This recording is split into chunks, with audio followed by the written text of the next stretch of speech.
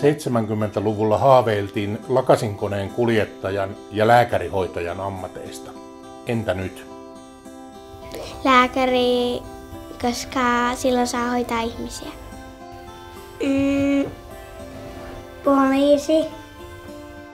Musta tulee parturi, koska on kiva leikata toisen hiuksia. Poliisi, koska siinä saa juosta.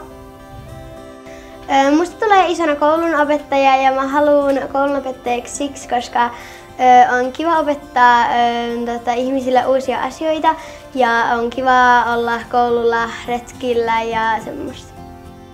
No opettaja siksi, kun siinä saa laskea ja sitten siinä oppii myös uusia juttuja. Musta tulee jääkiekkomaalivahti sen takia, että on hauskaa luistella ja sillä. Suomessa kaikkien on mahdollista kouluttautua, olipa haave sairaanhoitaja, meteorologi tai merimies. Jokaisen lapsen unelma voi toteutua, mutta unelmat myös elävät ajassa.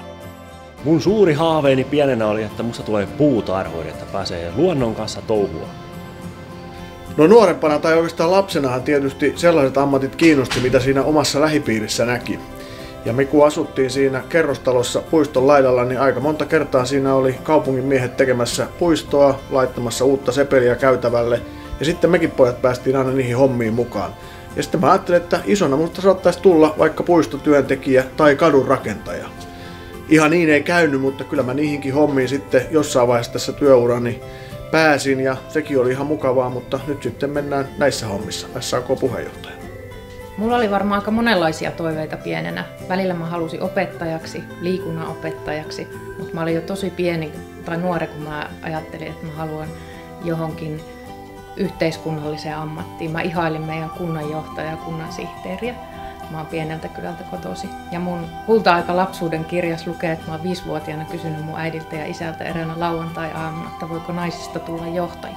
Mä halusin olla 6-vuotiaana rekkamies. Mä olin niin vakuuttunut Matti Eskon biisistä Rekkamies, että mä en suostunut harjaa hampaitenikaan ennen kuin mun hammasharjaan kirjoitettiin rekkamies. Haaveet voivat muuttaa muotoaan ajan saatossa, mutta kaikki me olemme tekemässä seuraavaa 100 vuotta.